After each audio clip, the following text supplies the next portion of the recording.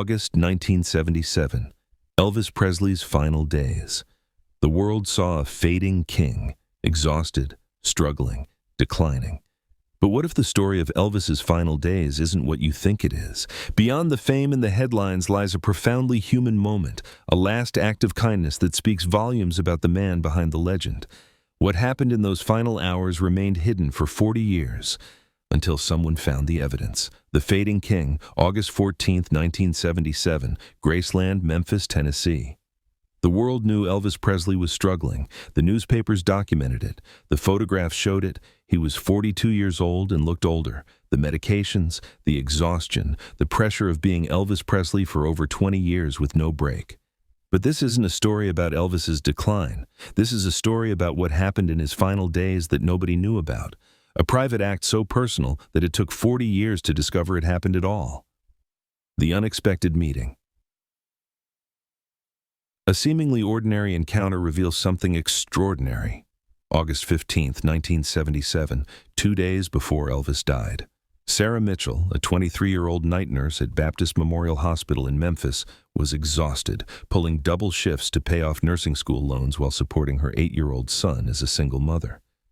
That night, her supervisor pulled her aside. "Sarah, we need you to do a private transport, very confidential. You can't talk about it to anyone." When Sarah opened the door to room 524, she froze. Elvis Presley was sitting on the edge of the hospital bed, wearing sunglasses indoors despite it being 11 p.m. He looked exhausted and in pain.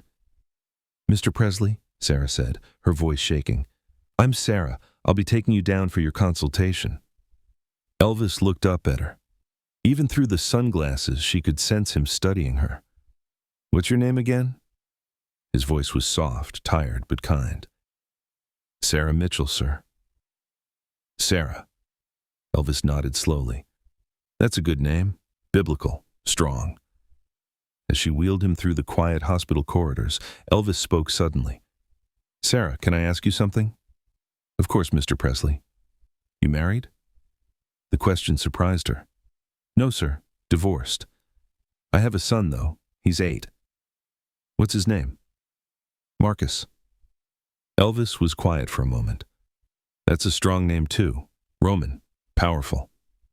"Raising a boy alone must be hard," Elvis said. Sarah felt tears prick her eyes. She was so tired, so overwhelmed, so scared she wasn't enough for Marcus. "It is, sir. But I manage." "I bet you do more than manage," Elvis said. "I bet you're a great mama." That simple sentence, from a stranger, from Elvis Presley, almost broke Sarah. Because nobody had told her that in so long. Nobody had acknowledged how hard she was trying. "Thank you," she whispered. When they reached the consultation room, Sarah helped Elvis into a chair. She was about to leave when he spoke again. "Sarah, wait. Come here a second." She approached hesitantly. Elvis reached into his jacket pocket slowly, painfully, and pulled out his wallet. He removed several bills. "Mr. Presley, I can't—" "Yes, you can," Elvis interrupted. "You're going to take this, and you're not going to argue with me about it, because I'm too tired to argue and you're too kind to upset a sick man." Sarah looked at the money he was pressing into her hand. $300. More than she made in 2 weeks. "Mr. Presley, this is too much. It's not nearly enough," Elvis said. "But it's what I've got on me right now. You take that and you do something nice for Marcus. Buy him something he wants but doesn't need. Take him somewhere special. Give him a day where he doesn't have to worry about money or what you're sacrificing for him. Just one day of being a kid without worry. Can you do that for me?" Sarah was crying now. "Why? Why would you do this for someone you don't know?" Elvis smiled, a tired smile, but genuine. "Because I know what it's like to grow up with a mama who sacrificed everything. And I know my mama never got thanked enough for it. So I'm thanking you. For him. For every kid who's got a mama like you." The private exchange. The act of kindness that no one witnessed. Until now. Sarah stood there, money in her shaking hands, tears streaming down her face. "There's something else," Elvis said quietly. "Something I want you to understand." He gestured for her to sit in the chair across from him. Professional protocol said she shouldn't. She was supposed to wait outside, but something in his voice made her sit. "Your boy, Marcus? He's 8 years old?" "Yes, sir." "That's a good age. Old enough to understand things, but young enough to still believe in magic." Elvis paused, seemed to be gathering his thoughts. "I want you to know something, Sarah, and I want you to remember this when things get hard." "What's that, Mr. Presley?" "The hardest job in the world isn't being famous. It isn't performing for thousands of people. It isn't making records or movies or any of that. The hardest job in the world is being a good parent when you're struggling, when you're tired, when you don't know if you're doing it right." Sarah nodded, unable to speak. "And you know what makes someone a great parent? Not money.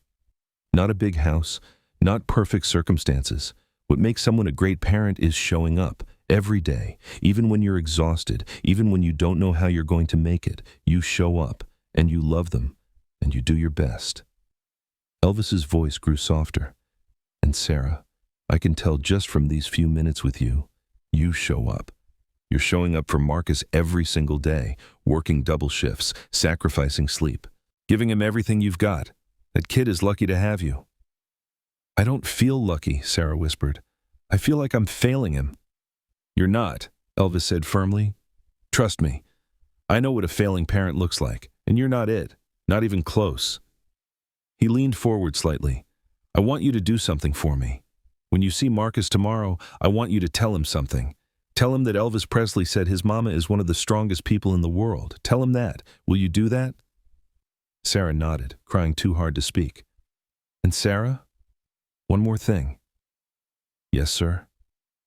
"Don't ever doubt yourself. Don't ever think you're not enough, because you are. You're exactly what Marcus needs. Not a perfect parent, just a present one, a loving one, and that's exactly what you are." What no one knew. What happened next is the part that remained hidden for 40 years.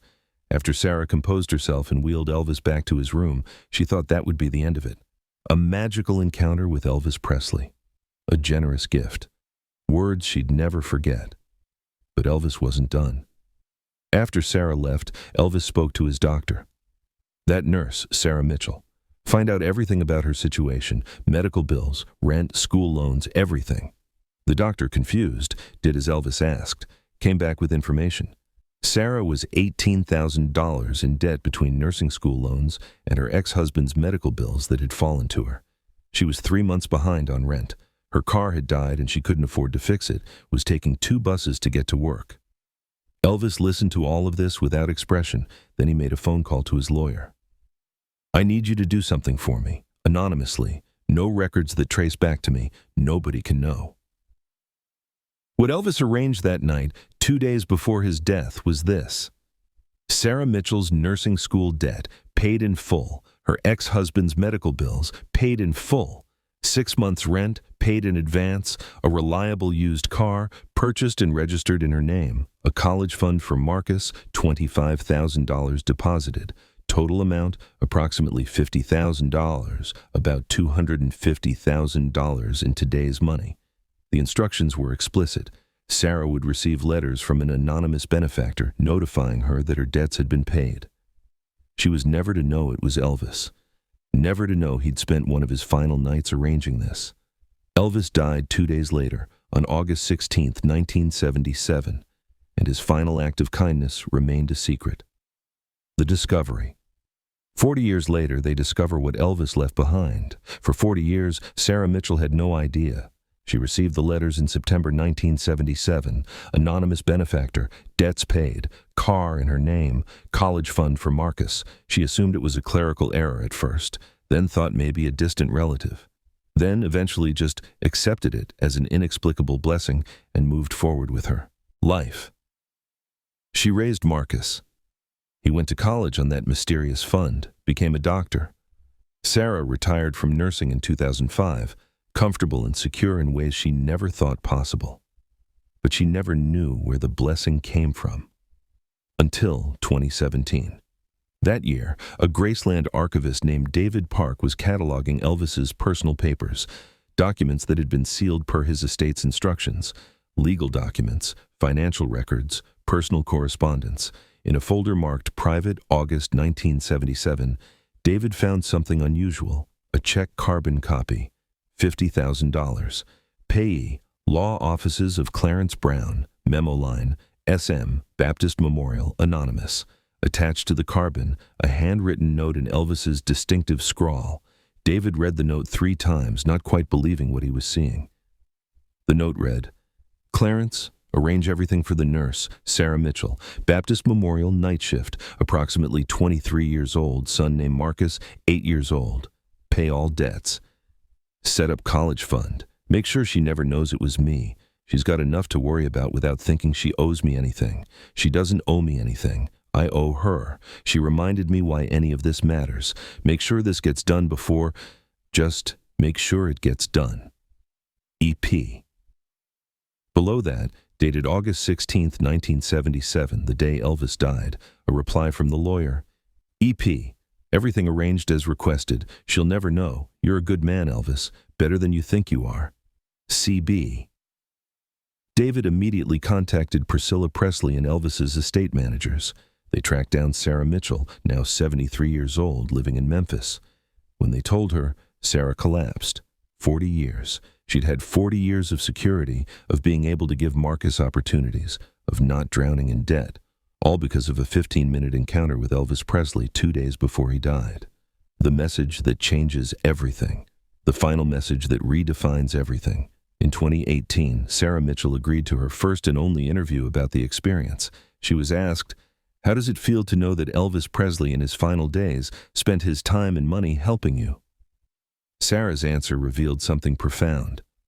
It tells me that all the stories about his decline, about his final days being tragic, they're only telling half the truth.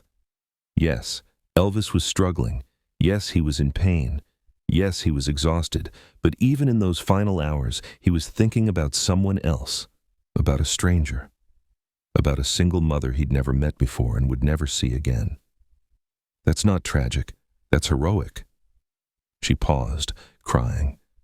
Elvis didn't have to do that. Nobody would have known if he hadn't. He wasn't doing it for publicity or recognition or to make himself feel better. He did it because he saw someone struggling and he had the power to help, and so he helped. That's who Elvis really was, not the performer, not the celebrity, the person.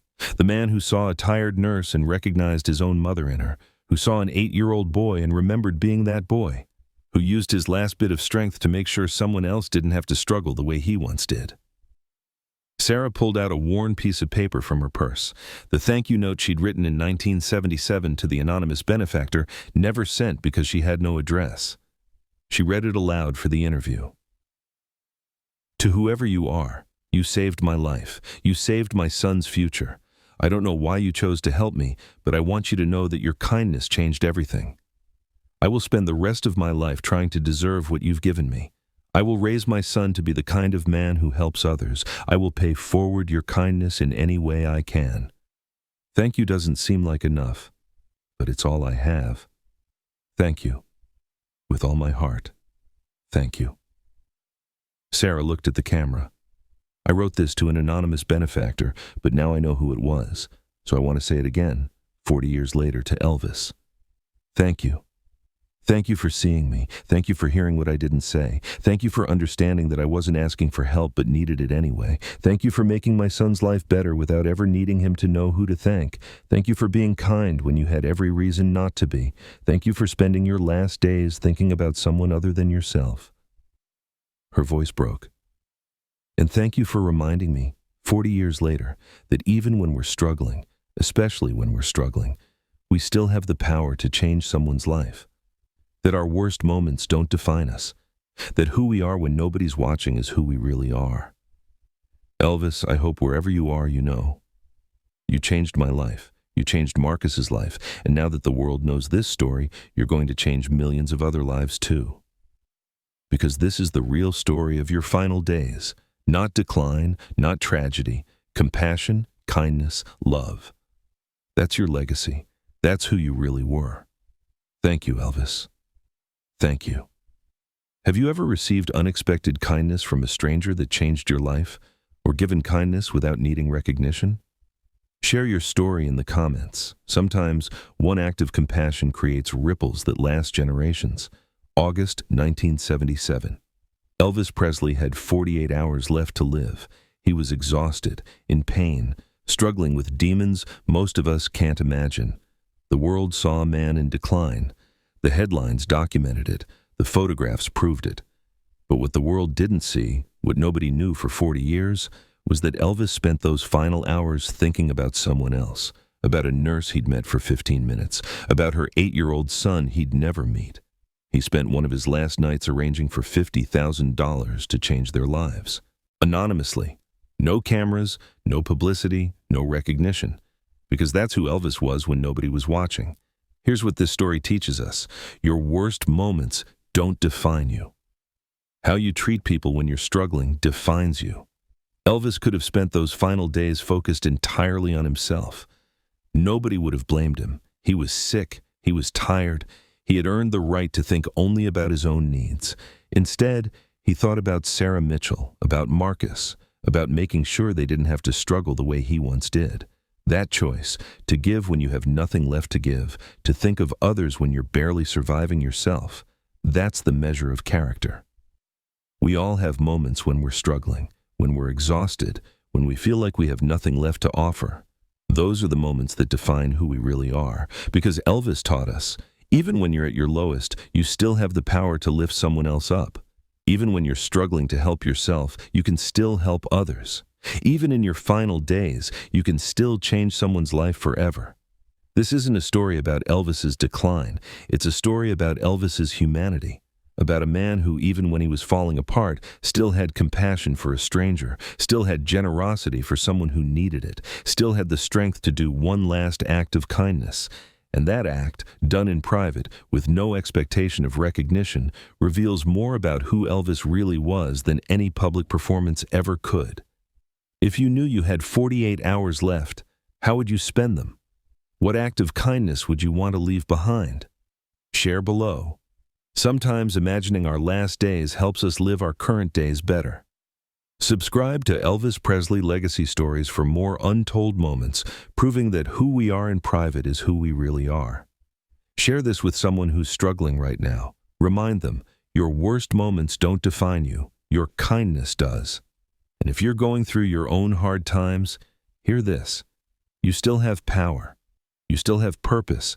You still have the ability to change someone's life, even when you're barely surviving. Even when you're exhausted, even when you feel like you have nothing left, you have kindness, you have compassion, you have the ability to see someone else's struggle and help. That's what Elvis taught us in his final hours. Not with a concert, not with a performance, with a quiet act of generosity that nobody knew about for 40 years. That's legacy, that's character, that's love. Elvis spent his final days making sure a stranger didn't have to struggle. What will you do with yours?